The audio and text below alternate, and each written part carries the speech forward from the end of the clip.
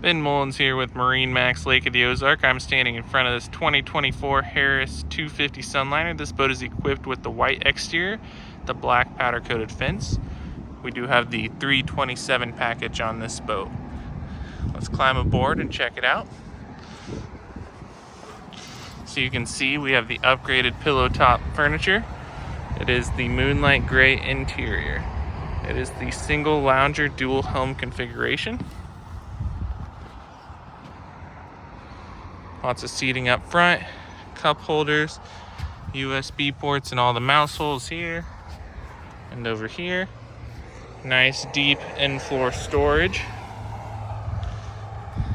Do have the upgraded captain's chair and co-captain's chair here with the high back and the flip-up bolster. Nice option if you want to sit up a little bit higher. If we go over to the helm, we have the digital throttle. This boat is equipped with the 300 horsepower Mercury.